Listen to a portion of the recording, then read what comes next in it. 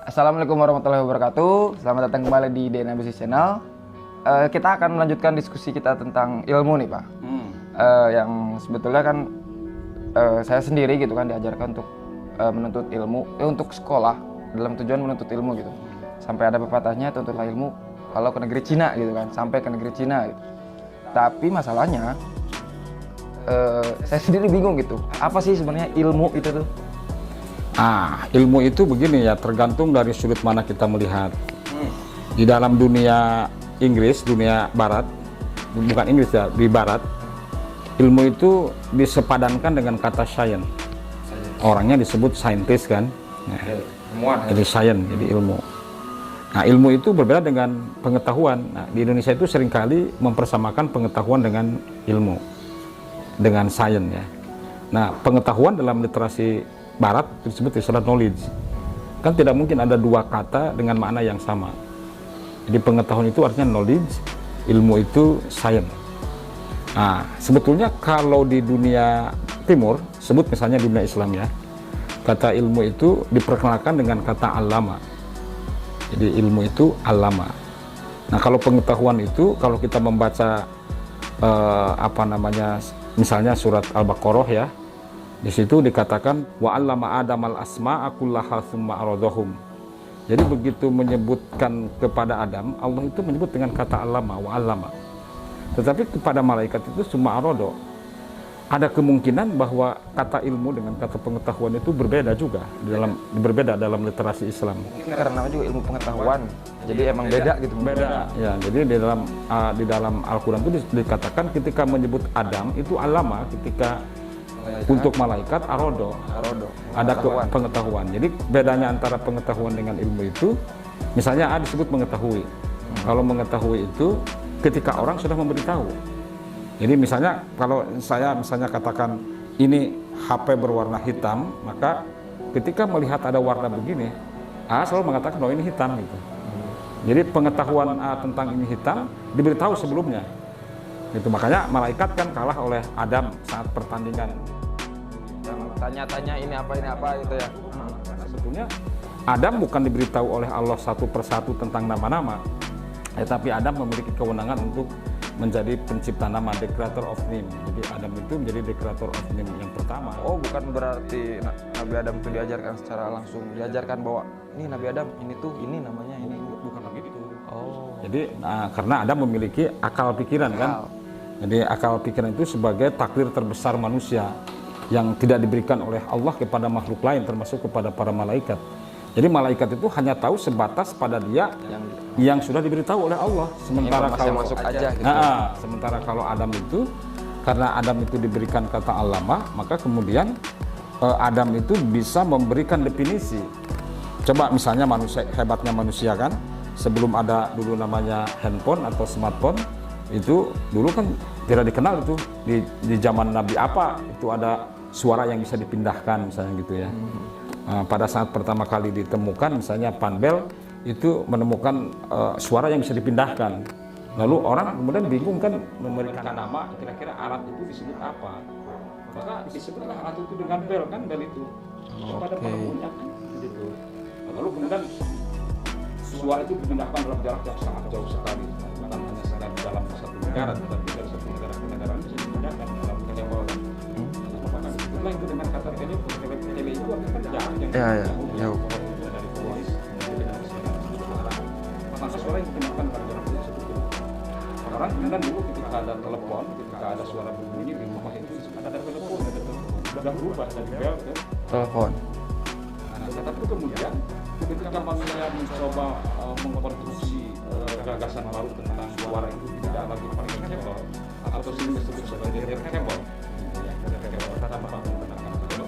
Lalu orang bingung menyebut apa, telepon juga bukan gitu kan, bel juga bukan gitu ya. Lalu orang tiba-tiba muncul namanya handphone gitu. Hand itu tangan, phone itu kan masa tangan berbunyi, tangan bersuara, tangan apa gitu kan. Tapi orang kemudian menyebutnya dengan kata handphone dan itu disepakati gitu. Nah kemudian handphone itu sepakati. Kesepakatan. Berarti ilmu itu kemampuan untuk mendefinisikan sesuatu kemudian disepakati. Yang diarbiteri, yang disepakati, ya, yang disepakati. Nah, kemudian handphone berubah menjadi smartphone kan, karena handphone tidak hanya memindahkan huruf dalam bentuk SMS atau yang lain-lain ya, juga bukan hanya sekedar memindahkan suara, tapi juga sudah bisa mengambil gambar, sudah bisa sebagai alat macam-macam di situ, termasuk alat tulis menulis kan. Maka dia tidak lagi disebut sebagai handphone, tapi disebut sebagai smartphone. Jadi itu phone-nya sudah menjadi cerdas sekali gitu. Kadang lebih cerdas dari orangnya. Nah, dari orangnya. Nah, ini. Jadi ilmu itu dinamis. Perubahan-perubahan nama tadi itu kan tidak ada yang memberitahu manusia sebelumnya. Jadi manusia menciptakan nama. Jadi pada saat terjadi pertandingan antara malaikat dengan manusia itu, kenapa malaikat itu kalah? Karena malaikat dikasihnya arodo oleh Allah gitu. Pengetahuan aja. Diberi gitu pengetahuan aja. Jadi dia hanya tahu pada sesuatu yang dia diberitahu atas. Berarti tidak diberikan kemampuan untuk menggali sesuatu. Tidak diberikan oleh Allah kapasitas untuk menggali sesuatu di luar sesuatu yang diberitahu oleh Allah secara langsung. Makanya kalau manusia yang hanya tahu pada sesuatu yang diberitahu, itu berarti dia tidak termasuk dalam kategori manusia. Jadi AA juga kalau misalnya AA tahu sesuatu yang AA baru tahu ketika misalnya papa atau guru AA yang memberitahu atau dosen orang yang memberitahu, berarti AA itu bukan kategorinya, bukan manusia. Jadi ciri manusia itu, kalau Anda sebagai keturunan Adam itu harus ilmuwan manusia itu. Kalau cuma sekedar tahu bukan manusia berarti? Ya itu kategorinya ya malaikat. Jadi kalau tahu hanya karena diberitahu itu ya malaikat itu namanya. Ya gitu ya. Jadi kita harus melompati batas-batas pengetahuan kita, tidak hanya sebatas apa yang kita ketahui dalam definisi yang kita sebut sebagai arodo atau sebut sebagai knowledge, tetapi harus berangkat menuju sains. Gitu. Berarti secara nggak langsung gitu ya, manusia itu emang harus menjadi ilmuwan gitu ya? Harus menjadi ilmuwan. Nah, saya tuh baca di buku Papa, Pak, di Filsafat Ilmu. Jadi fungsi manusia, Nabi Adam saat itu diturunkan ke bumi itu berfungsi sebagai pengganti Tuhan, katakan di sini. Ya, jadi khalifah di bumi ini menggantikan fungsi-fungsi Tuhan yang harus kita lakukan di bumi gitu kan. Nah, dan di buku Bapak itu mencatat bahwa katanya tujuan dari ilmuwan itu yang tadi kita harus menjadi ilmuwan, tujuan itu untuk menyadari dan mengetahui kudrat, irodat, dan masyiat. Masyiah Allah. Nah, masyiah itu apa sih, Pak? Jadi masyiah itu kan kalau kudrat itu kekuasaan. Irodah itu keinginan. Masyiah itu cita-cita kan. Jadi Allah itu menciptakan makhluknya itu kan ada tujuan kan, termasuk menciptakan kita. Mengapa kita diturunkan ke muka bumi oleh Allah Subhanahu wa taala itu, yang dalam ayat Al-Qur'an tadi disebutkan sebagai khalifah Allah di muka bumi itu adalah untuk menjadi khalifah Allah. Nah, tugas kita dididik itu bukan bagaimana kita menjadi pegawai negeri, bukan bagaimana kita menjadi meningkat karirnya, bukan bagaimana kita menjadi petinggi negara, tetapi tujuan utama kita dididik itu agar kita mengetahui kudroh, irodah, dan masyiah Allah. Mengapa Allah itu menciptakan kita. Jadi kita dididik itu semangatnya adalah untuk mengetahui potensialitas yang ada dalam diri kita, lalu bagaimana potensi-potensi yang kita miliki ini bisa diimplementasikan dalam kehidupan sehari-hari. Itu tujuan kita dididik itu karena Allah menempatkan kita sebagai khalifah. Khalifah itu artinya pengganti Allah di muka bumi kan. Nah, dalam posisi kita sebagai pengganti Allah di muka bumi, maka seluruh ekspresi kita itulah harus merupakan ekspresi dari perwujudan Allah. Maka di dalam hadis qudsi itu dikatakan takhallaku bi akhlaqillah. Berakhlaklah kamu sebagaimana Allah memiliki akhlak atasnya gitu. Jadi makanya di zaman dulu kan ada cerita-cerita mitos ya. Misalnya orang bisa membuka kunci gembok yang sangat kuat sekali hanya dengan kata basmalah. Kok bisa gitu ya? Bagaimana tidak bisa? Wong manusia itu merupakan perwujudan Allah dalam kesementaraannya di muka bumi gitu ya. Maka Bismillahirrahmanirrahim itu definisinya bukan dengan menyebut nama Allah, tetapi atas nama Allah. Jadi karena ini kan duta besar, misalnya diutus oleh Presiden Jokowi menjadi duta besar di Inggris misalnya. Maka perilaku itu merupakan cerminan dari perilaku Presiden Republik Indonesia di Inggris. Jadi apapun keputusan-keputusan yang ambil waktu di Inggris sebagai duta besar itu, sebagai ambasador di Inggris itu harus merupakan cermin dari Presiden Republik Indonesia. Karena adalah Presiden Republik Indonesia di Inggris gitu. Nah, gitu. Nah, kita ini seluruh manusia di muka bumi ini merupakan perwujudan Allah yang diutus oleh Allah ke muka bumi gitu. Makanya seluruh titah kita, seluruh perilaku kita harus mencerminkan perilaku Allah Subhanahu wa taala. Nah, dalam pengertian ini maka ilmu difungsikan oleh kita itu harus dalam kerangka mencari kudrah iradah masyiah Allah itu. Makanya menurut Imam Al-Ghazali ini ada sedikit beda memang antara perspektif ilmu ya, perspektif ilmu menurut barat dan menurut timur ya. Jadi sebut saja menurut Islam misalnya. Kalau beberapa episode sebelumnya kan Bapak ini sudah menceritakan bahwa Auguste Comte misalnya salah satu sampel aja, ini sebagai salah satu sampel. Iya, ilmuwan barat. Ilmuwan barat itu mengatakan bahwa sejarah akal budi manusia itu bergerak dari petigis ya, teolog yang teolog itu nanti dibagi pada 3 kerangka, ada petisisme, ada politeisme, kemudian ada monoteisme, bergerak ke metafisikus ya, kemudian bergerak ke positivism. Nah, jadi pergerakan itu adalah pergerakan yang pergerakan di mana semakin seseorang itu menjadi ilmuwan, kalau dalam paradigma Auguste Comte itu orang semakin jauh dengan Tuhan gitu. Semakin jauh dengan Tuhan karena dalam posisi yang positivisme itu menurut Auguste Comte itu manusia sudah bisa mengambil peran-peran Tuhan. Itu dalam perspektif barat ya. Dalam perspektif barat semakin tinggi keilmuan seseorang sudah dalam tanda petik bisa mengambil peran-peran Tuhan, fungsi-fungsi Tuhan. Makanya kata Auguste Comte, Tuhan telah mati dalam fungsinya gitu kan. Nah, sementara dalam perspektif Islam, sebut saja misalnya Al-Ghazali itu justru tahapan keilmuan itu tahapan perkembangan akal budi manusia itu justru bergerak dari tahap yang ainul yakin. Ainul yakin itu berarti kan empiris, jadi sesuatu yang bisa dilihat, didengar, dirasa gitu ya. Bergerak ke ilmu yakin itu pada kerangka logika. Kalau ilmu yakin itu dalam teori Auguste Comte mungkin sama dengan yang kita sebut sebagai metafisik kan gitu ya. Jadi kebenaran itu diukur pada keruntutan logis. Lalu kemudian pada tahap yang terakhir kata Imam Al-Ghazali itu hakul yakin. Jadi kebenaran yang diperoleh dengan pendekatan hati. Ainul yakin baru hakul yakin. Bukan ainul yakin, ilmu yakin, hakul yakin.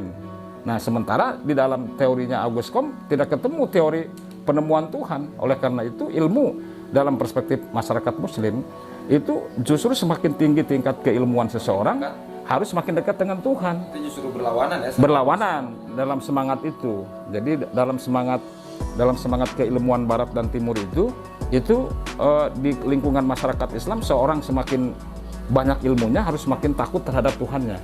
Makanya disebutkanlah di dalam ayat Al-Quran itu orang yang paling takut kepada Allah itu adalah para ulama. Nama yakhshallahu min ibadihi ulama.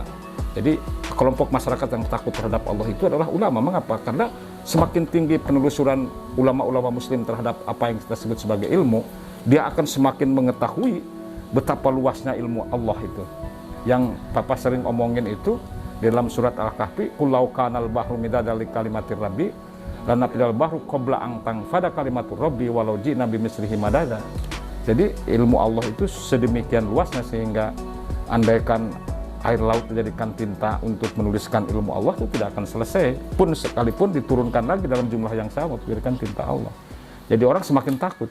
Nah, dengan demikian maka dari sisi fungsi dan lain sebagainya tentang ilmu seperti itu, maka kalau ada pertanyaan, apa itu ilmu gitu ya? Apa itu ilmu? Pertanyaan dasarnya, apa itu ilmu? Ya kalau menurut Papa sih, ilmu itu ya sama dengan teori.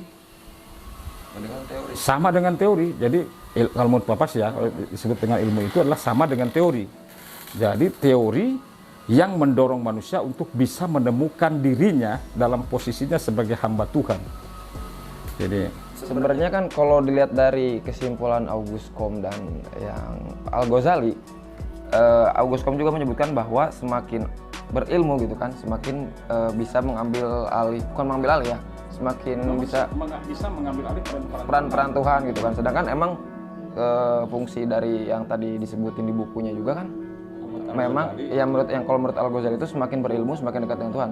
Saya rasa di sini ada kemiripan sebetulnya. Jadi kayak kalau sebetulnya sama-sama dekat dengan Tuhan, cuman yang satu semakin tidak mengakui, yang satu semakin mengakui. Tapi intinya sebenarnya semakin berilmu, semakin dekat dengan Tuhan. Ya, semakin dekat dengan Tuhan. Jadi dalam perspektif Islam itu harusnya setiap ulama itu semakin takut terhadap Tuhan. Ya, jadi sebenarnya bedanya itu bukan semakin jauh dan semakin dekat, justru semakin mengakui dan semakin tidak mengakui. Nah, semakin mengakui dan semakin tidak mengakui. Jadi di dalam perspektif masyarakat Muslim seharusnya ketika orang itu sudah menjadi ulama, ulama itu kan di dalam bahasa Inggrisnya scientist ya. Jadi ketika ulama itu dalam bahasa Inggrisnya kan scientist.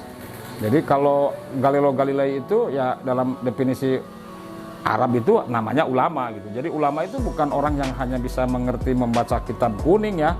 Jadi ulama itu adalah mereka yang memiliki kapasitas untuk bisa melakukan defining terhadap berbagai fenomena yang terdapat di alam. Itu disebut dengan ulama. Berarti Plato gitu-gitu bisa disebut? Ya kalau Plato, kalau Socrates bahkan bisa disebut sebagai nabi itu. Nah, disebut sebagai nabi-nabi yang tidak ditulis dalam Al-Quran. Karena kan emang ada 124.000 nabi. 124.000 nabi. Ya, ada 313 rasul kan. Yang kita ketahui kan dan wajib diketahui dalam perspektif umat Islam hanya ada 25. Jadi Nabi itu kan orang yang membawa berita dan tidak ada berita-berita yang dibawa oleh Plato, oleh Socrates yang berita-berita keburukan kan. Semangat dia justru bagaimana membangun citra kemanusiaan agar mampu menunjukkan wataknya sebagai manusia yang dalam konteks tertentu harus esoterik. Esoterik itu artinya dia memiliki relevansi yang sangat kuat dengan apa yang kita sebut sebagai Allah gitu. Ya, jangan-jangan emang karena cerita yang kita dengarnya juga cuma dari satu perspektif, jadi kita kurang paham si Plato ini gimana, Socrates, Galileo. Betul. Nah, jadi itu sebetulnya ilmu itu begitu seharusnya. Nah, tapi tadi kembali kepada sebelum kembali ke ilmu Pak, yang tadi kan katanya ada masyiah Tuhan. Ya, masyiahnya Tuhan.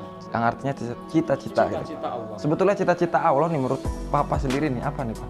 Nah, AA kan harus tahu tuh cita-cita Allah membuat AA itu kenapa? Itu harus ketemu loh. Kalau AA nggak ketemu, itu nggak akan ketemu. Jadi selama ini kan orang mencari Tuhan, ingin mengetahui Tuhan. Nah, padahal dia tidak mengetahui dirinya sendiri. Itu dalam sebuah hadis qudsi ya, kalau nggak salah itu. Oh, jadi, yang itu tuh yang kenali dirimu maka kau akan mengenal Tuhanmu. Iya, gitu. Man arafa nafsah faqad arafa rabbah. Jadi barang siapa orang yang mengetahui dirinya, dia akan mengetahui Tuhannya. Jadi yang harus diketahui itu diri kita dulu, baru kita akan menemukan Tuhan kita. Nah, kita mengetahui diri kita, potensi kita, kita nanti akan mempelajari apa sih cita-cita Tuhan menciptakan saya. Nah, yang selama ini terjadi ini kan tidak ada orang yang berupaya untuk mencari tahu sesungguhnya kita ini siapa, kenapa kita diciptakan dan untuk apa kita diciptakan. Bahkan sebelum ke situ kayak kita temu orang juga sebetulnya kita harusnya tahu ya ini apa sih dari sini nih kita bisa ambil apa gitu. Makanya kalau orang sudah belajar filsafat ilmu itu selalu akan berbicara soal apa, bagaimana dan untuk apa. Tapi saya malah pusing tuh Pak. Gitu. Ya saya kira begitu ya. Itu definisi ilmu dan bagaimana perspektif ilmu menurut orang Barat dan menurut orang Timur ya. Jadi kalau yang bisa Bapak simpulkan dari beberapa ini ya, dari beberapa ilmuwan Barat, Timur. Jadi kesimpulan Papa pribadi terkait ilmu gitu. Ya kalau menurut Papa ilmu itu sama dengan teori. Sama dengan teori. Ilmu itu sama dengan teori. Jadi dan Allah menunjukkan banyak teorinya karena tidak ada perubahan-perubahan di dalam alam ini yang berubah secara semena-mena. Jadi Allah itu menciptakan alam beserta hukum-hukum yang terdapat dalam segenap keteraturan. Dan manusia dituntut untuk memahami keteraturan alam itu. Keteraturan itulah yang disebut dengan teori. Nanti kita akan bahas mungkin di episode berikut ya soal bagaimana keteraturan alam ini diciptakan oleh Tuhan, lalu bagaimana Tuhan bisa mendorong manusia untuk memiliki ilmu pengetahuan. Dan di situ hebatnya itu. Hebatnya. Kalau kesimpulan saya sementara ini kan sebetulnya Tuhan itu menciptakan dunia dan seisinya itu dan udah ada semua gitu kan. Ada blueprintnya. Ya ada blueprintnya semuanya kan, dan manusia pun dibekali dengan akal gitu kan. Akal untuk membaca blueprint itu. Betul. Berarti bukan tujuan ya. Ilmu itu bisa diartikan dengan kemampuan kita untuk menggali informasi yang memang Tuhan sudah membuat blueprint ya, sehingga kita bisa menemukan teori gitu. Dituntut untuk menemukan teori itu. Dan penemuan terhadap teori itulah yang disebut dengan ilmu gitu ya. Gitu ya. Sedikit puyang ya. Karena saya juga nggak terlalu memahami masalah filsafat ilmu itu, makanya emang bahasan-bahasan seperti ini kan jarang gitu kan ditemukan di tongkrongan-tongkrongan, dan mungkin ada beberapa, cuman untuk saya pribadi kan jarang gitu kan. Dan memang karena kita bersekolah dan lain itu tujuannya menuntut ilmu, menurut saya memang untuk mencari sesuatu itu kita harus paham dulu apa sih definisi dari yang kita cari gitu kan. Sehingga nggak rancu gitu kan, kita mau nyari sesuatu tapi kita nggak tahu artinya, nanti kan malah bingung gitu kan. Dan sini sudah cukup menjelaskan. Terima kasih telah mendengarkan. Sampai jumpa di episode selanjutnya. Assalamualaikum warahmatullahi wabarakatuh.